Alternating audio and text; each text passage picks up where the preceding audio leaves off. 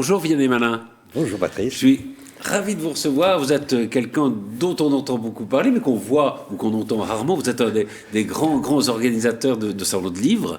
C'est une équipe derrière. Une équipe derrière vous, mais voilà. Enfin, vous aviez organisé notamment le salon de livres de Saint-Quentin en Yvelines il y a quelques mois. Et puis là, les 18, 19 et 20 novembre, il y a le salon du livre de Versailles qui s'appelle Histoire de lire, 15e édition.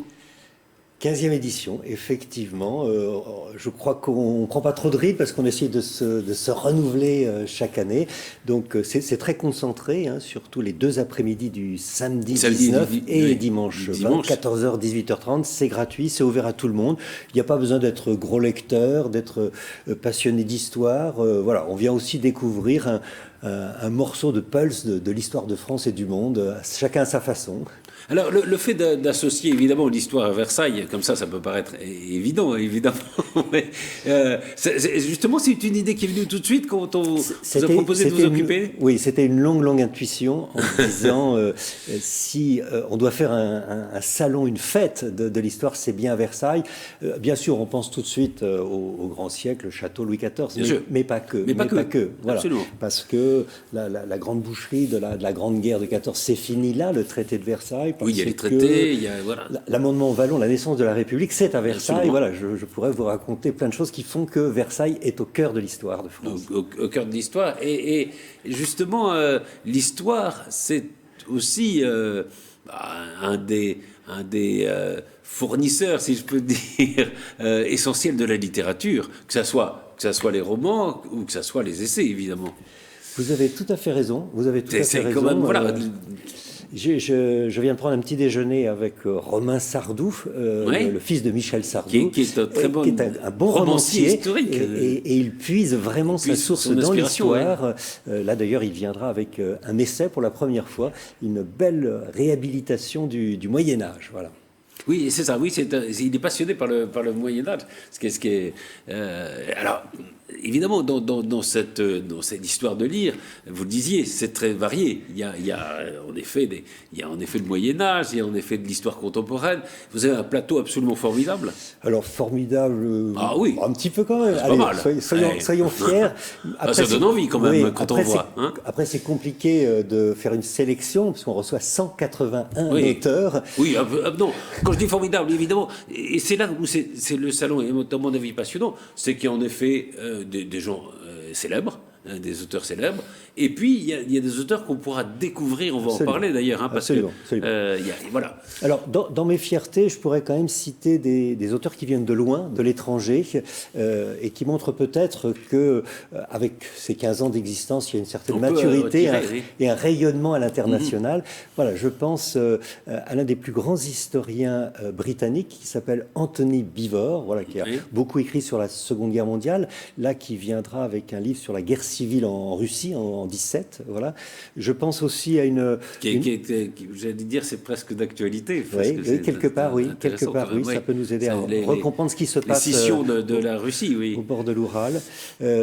Je pense aussi à un des romanciers les plus lus du monde hispanique, qui est Arturo Pérez Reverte, voilà, grand romancier, mais qui a eu une première vie comme reporter de guerre. Et était journaliste, oui, c'est absolument, ça. Journaliste de guerre, voilà, qui nous parlera notamment de la Bosnie-Herzégovine, l'ex-Yougoslavie.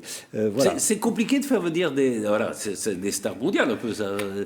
Et c'est vrai qu'il faut que le salon ait une existence et une notoriété. C'est jamais gagné. C'est jamais gagné parce que le marché, alors là, si on parle d'Arturo, le marché de la francophonie est tout petit et souvent à ces dates-là, il y a une grande foire du livre au Mexique qui lui ouvre le marché mondial d'Amérique du Sud. Donc on ne pèse pas grand-chose. Mais cette année, il a dit allez, je viens à Versailles. Voilà. Et dans les personnalités étrangères plus proches de nous, nous aurons Maria Teresa, la grande duchesse du Luxembourg. Voilà. Tout à fait. Avec son ami Stéphane Bern. Avec son ami Stéphane Bern, l'autre luxembourgeois. L'autre luxembourgeois du salon. Du salon, absolument. Qui est à la fois, il est presque aussi versaillais que le luxembourgeois. Oui, vous avez raison. Vous avez raison. Il adore. En tout cas, le château de Versailles, il y a consacré beaucoup d'émissions. Et alors, il y a aussi, donc il y a beaucoup d'auteurs. On va voilà, voir un petit peu le plateau des gens célèbres. Et il y a aussi beaucoup de débats, d'ailleurs, qui sont organisés avec des journalistes. Il y a Jean-Pierre Cabache qui publie ses mémoires. Il y a François-Xavier Gisbert qui parle tout à de fait. Gaulle. Donc là, c'est des grands journalistes qui ont été des observateurs très attentifs de la vie politique. La vie politique. Voilà. Nous avons alors un très grand monsieur. Et il y a la fille de Michel Poniatowski. Alors, vous avez raison. Donc, Constance. Parce que ça, c'est Guichard-Poniatowski. Et là, le débat va être très amusant. C'est le débat d'ouverture du samedi à 14h entre El Kabbach et Constance. Constance qui a eu pour père, donc Olivier Guichard, j'allais dire un baron du gaullisme, absolument. Et qui a épousé pour beau-père Michel, un prince du giscardisme. Donc, si vous voulez, quand on sait les relations qu'il y a eu un moment entre les gaullistes, les chiraco-gaullistes et les giscardistes, donc c'est amusant d'avoir le regard de personnes qui étaient aux premières loges du pouvoir. Voilà. Et puis elle raconte des choses, enfin des détails évidemment qui sont très intéressants pour l'histoire et qu'on ne connaissait pas forcément, parce que c'est du vécu, donc ça peut être tout à fait passionnant. On va s'amuser. Alors, autre rencontre qui intéressera peut-être pas forcément un public plus averti, j'allais dire, c'est un grand monsieur, pas forcément très connu du grand public, qui s'appelle Pierre Nora. Pierre Nora, voilà. Si, quand même. Donc, pour les historiens, c'est... Voilà, ce monsieur qui n'a pas beaucoup écrit comme historien, mais qui, en revanche, a pesé dans ce pays de 40... Il a formé beaucoup d'historiens. Ses amis, ceux qu'il a accompagnés, s'appelaient Duby, Furet, Laurent Ladurie... Enfin, voilà. Toute la grande école historique française, enfin les grandes écoles, parce qu'ils ne sont pas tous d'accord forcément entre eux, mais voilà, c'est Pierre Nora, et puis il y avait la revue aussi tout à fait. Qui dirige. Donc tout ça, il va nous raconter ça, c'est passionnant. L'envers du décor de 40-50 ans d'édition qui ont pesé dans l'histoire de l'histoire. Voilà. Ouais. Donc voilà, ça c'est évidemment un peu les stars du salon, si je peux dire, enfin les gens célèbres, mais il y en a plein. Hein. Il y a Camille Pascal qui est à la fois une plume de président de la République et un très bon auteur de romans historiques. Là, on a cité jusqu'à présent Philippe de Villiers. Voilà, les stars qui venaient pour la première fois, mais après on a nos amis, nos habitués, effectivement. Ah oui, qui sont plus des habitués. Voilà, ce sont des habitués. Camille Pascal est déjà venu plein de fois, Franck Ferrand, Stéphane Bern, bien sûr. Hein, vous avez tout à fait raison. Et puis les grandes plumes historiques que sont Emmanuel de Varesquiel, Jean-Christian Petit-Fils, voilà, tout ça, ce sont des historiens. Simone Berthier, une grande dame âgée, mais qui veut absolument revenir à l'occasion de la réédition de tous ces portraits des rois valois. Enfin voilà. Et évidemment, ce qui est intéressant, c'est le contact pour les auteurs et pour le public, le contact qu'il peut y avoir entre eux, parce qu'il y a les conférences, en effet, où on peut aller, ou les conférences ou les débats, et puis il y a les signatures, où on peut aller leur parler, on peut aller... C'est des moments plus personnels, plus intimes. Oui. Ils sont là vraiment pour cela. Après ces années Covid, d'éloignement, d'annulation, je peux vous dire qu'ils sont... heureux de redescendre dans l'arène et de pouvoir rediscuter avec leurs lecteurs, leur public. C'est très important pour eux. C'est vrai que ça a manqué pendant quelques années, ce contact direct. Parce que c'est vrai qu'il n'y a rien de mieux, je pense, pour un auteur que d'avoir d'abord des gens qui les suivent souvent et qui ont des choses à leur dire. Il y a ce contact direct, quoi, qui est quand, par nature, l'écrivain, il est seul chez lui. Absolument. Ils ont besoin de cette énergie. Cette énergie, oui, est formidable. Donc, il y a donc ce plateau. Alors, c'est sur 3 jours, hein, ça commence le vendredi. Alors ça commence le vendredi, surtout pour les scolaires. Effectivement, voilà. On va recevoir 250 élèves du primaire pendant toute la journée. Et ensuite, j'allais dire, on enchaîne à chaque minute, à chaque quart d'heure, il se passe quelque chose. C'est pour ça que j'invite les gens à préparer leur visite pour éviter la frustration et qu'ils se fassent eux-mêmes leur programme des auteurs qu'ils veulent rencontrer, avec qui ils veulent discuter, ou les rendez-vous qu'ils veulent noter. D'ailleurs, il y a un certain nombre de ces rendez-vous, notamment les grands débats, notamment les histoires en scène, qui est un jeu avec des comédiens en costume qui lisent des extraits et l'auteur répond. Donc là, ce sont des événements où il faut réserver, absolument, il faut prendre sa place sur le site du salon, l'histoiredelire.fr. Sinon, on ne rentre pas dans la place comme cela, même si c'est gratuit. Et un salon du livre, ça peut plus être juste un endroit où on parque les auteurs d'un côté, il y a des gens qui viennent faire signer, qui viennent acheter. Il faut aussi le faire vivre. Il faut aussi des événements. Vous avez raison. Voilà, on est autre chose qu'une simple librairie. Oui. Effectivement, c'est d'abord un lieu de rencontre, d'échange. Voilà, c'est ça qui nourrit la rencontre ensuite. Voilà. Et puis, il y a des choses qui sont un petit peu à côté. Bon, par exemple, cette année, on va fêter les 150 ans de la Chambre de commerce et d'industrie de Versailles-Yvelines. Avec le président Guillaume Quérou. Absolument. Donc, il fait un travail formidable. Oui, donc Guillaume Quérou est à la manœuvre. Donc j'ai conçu un parcours découverte scénographique dans ce merveilleux hôtel particulier. Qui est magnifique, hein. De la Dubarry, la dernière maîtresse de Louis XV. Et donc voilà, le public, alors là, il n'y a pas d'horaire, c'est non-stop, tout le samedi après-midi et tout le dimanche, de 14h à 18h. Venez découvrir ce lieu magnifiquement restauré et vous y croiserez peut-être la Dubarry elle-même ou Monsieur Bamberger, donc un des anciens présidents qui avait eu cette intuition que Versailles et les Yvelines n'étaient pas une chambre de commerce anodine, qu'il y avait une dimension culturelle et touristique, et c'est pour ça qu'il a acheté cet hôtel particulier pour en faire le siège de la chambre de commerce. Ah d'accord, on va raconter cette histoire avec des comédiens. Oui, c'est magnifique. Des jeunes comédiens du conservatoire de Versailles. Il y a des choses presque plus étonnantes dans ce salon. Il y a notamment, vous avez invité notamment des youtubeurs. Alors, on va voir quelques petits extraits de ce qu'on peut trouver sur YouTube et puis on en parle juste après. Pour ma part, j'ai fait mes débuts à la cour en tant que dame de compagnie de Catherine d'Aragon. Et à ce moment-là, Henri avait une liaison avec ma sœur Marie. Et un beau jour, il s'est glissé dans mes DM et il m'a fait des aventures Insta que j'ai longtemps déclinées pour des raisons qui me regardent et malgré le fait qu'il semblait très amoureux et que ses sentiments avaient l'air de croître de jour en jour. La production principale de toile à peindre provient de la région d'Alençon, où il y a une tradition de la culture du chanvre. Mais progressivement, celui-ci est remplacé par le lin et la production se déplace alors dans les Flandres françaises. Au XIXe siècle, apparaîtront aussi les toiles en coton, mais les peintres préféreront presque toujours le lin. En fait, l'église est continuellement embellie jusqu'à la fin du Moyen-Âge. Et d'ailleurs, à ce moment-là, il va se passer un moment majeur pour l'histoire de l'édifice. On va être en pleine guerre de 100 ans. Les Anglais et les Français s'affrontent. Évidemment, les Français tiennent la ville de Crépy, ils sont derrière les remparts. L'église étant hors les murs, les Anglais vont en profiter pour mettre le pied dedans, utiliser les tours-clochers comme point d'observation pour observer la défense.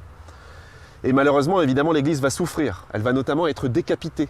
Elle va perdre ses 2 flèches. Et une seule d'entre elles va être reconstruite, celle de la tour nord, qui va devenir ainsi le symbole de la ville. Alors, ces 3 petits extraits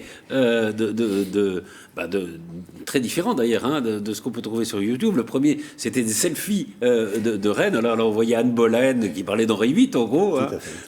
C'est extrêmement bien fait. Ils sont imaginatifs, ils sont créatifs, ils sont irrespectueux, ils bousculent les codes de la télévision classique, c'est évident.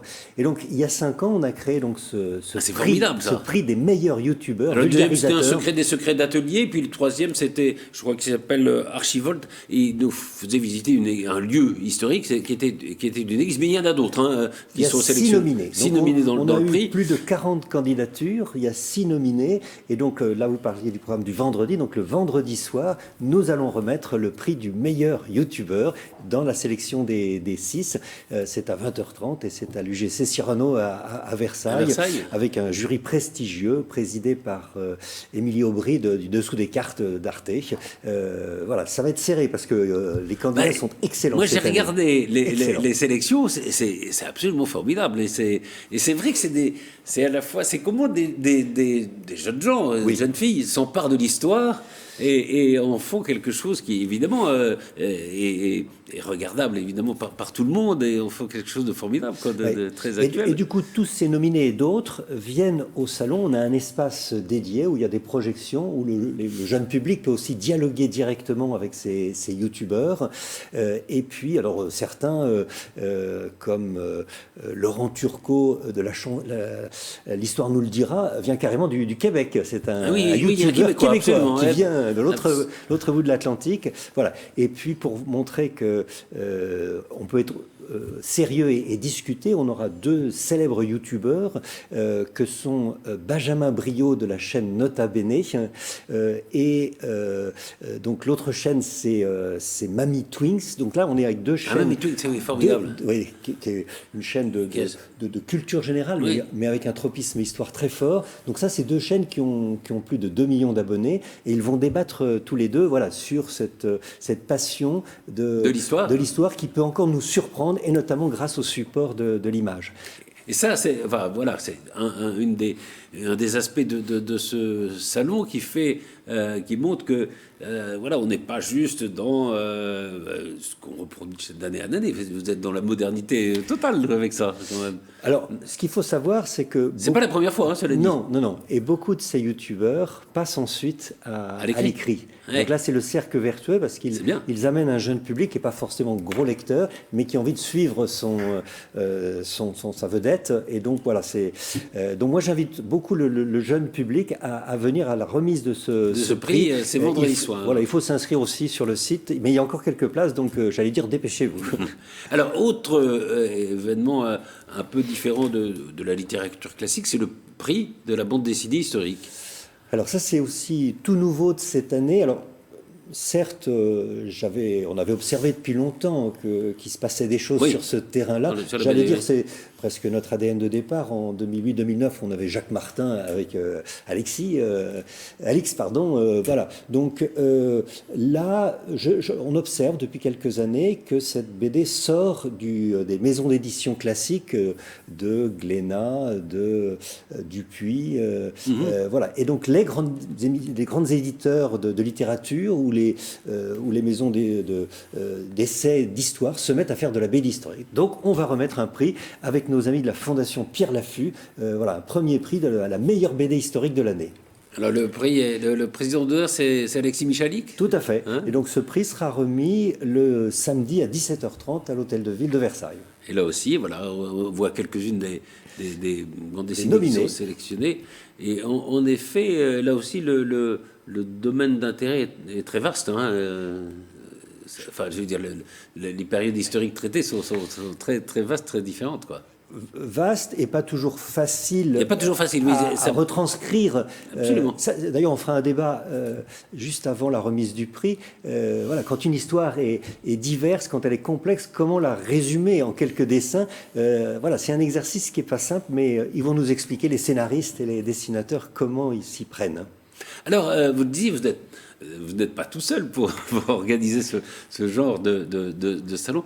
Vous avez une société qui s'appelle Artea Communication, hein, c'est ça ? Tout à fait. Comment vous en êtes venu à l'organisation de salon du livre ? C'est pas la seule activité de la société. Non. Alors, effectivement, pour rebondir sur le début de votre propos, on n'est pas tout seul. Il y a une équipe pour le salon de Versailles. Il y a 102 bénévoles qui s'impliquent dans l'organisation. Ouais. Donc c'est une armée, j'allais dire, parce qu'il faut bichonner les auteurs, il faut s'assurer qu'ils vont se déplacer à tel endroit. On voit par qui ils seront accueillis. Un magnifique grognard. Les grognards de l'armée de Napoléon. Voilà. Et donc beaucoup de nos bénévoles sont costumés. C'est formidable. Voilà. On veut en faire une fête de l'histoire. Ouais. Donc voilà, le livre a peiné effectivement pendant quelques décennies. C'est vrai qu'il y a eu un retour indéniablement à la lecture pendant les années Covid où les gens étaient enfermés chez eux. Et donc voilà, on souhaite accompagner ce mouvement, mais vous l'avez compris, il faut redoubler de créativité, d'initiative pour voilà, approcher un public plus éloigné de la lecture. Des gens ont perdu un petit peu l'habitude de lire. Mais justement, c'est assez intéressant parce que, oui, en effet, si on regarde les chiffres, voilà, les livres se vendent un petit peu moins qu'ils ne se vendaient il y a quelques années. Et en même temps, des salons comme Histoire de lire sont des vecteurs de public. C'est-à-dire que, oui, il y a un grand public qui vient là. C'est un succès, quoi, ce genre de salon. Oui, évidemment que la littérature a besoin d'événements comme ça. Se frotter au public, quoi, au fond. C'est évident.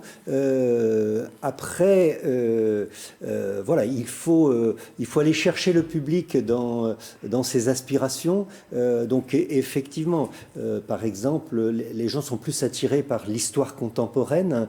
Donc, il y a une surreprésentation dans l'édition, parce que le public aime, voilà, si c'est la dernière guerre mondiale, si c'est De Gaulle, vous pouvez être un auteur inconnu, vous pouvez être un tout petit éditeur, vous arriverez à en vendre. Voilà. Donc en fait, certes, il ne faut pas éviter, il faut aller brosser le public dans le sens du poil, j'allais dire, et en même temps, il faut l'amener. Il faut l'amener, bien sûr. Et après, voilà, cette année, vous avez sur notre affiche donc un empereur mandchou. Voilà, ça ne parle pas à tout le monde, mais vous voyez bien que à travers ce visuel très chatoyant, on intrigue. Et il se trouve que cet empereur mandchou avait l'une des plus grandes bibliothèques de l'histoire. Et donc voilà, on s'est amusé à faire un petit clin d'œil. Et au lieu d'être sur son destrier, son cheval, voilà, il est sur un livre. Voilà, il y a un Chinois qui arrive à Versailles, Exactement.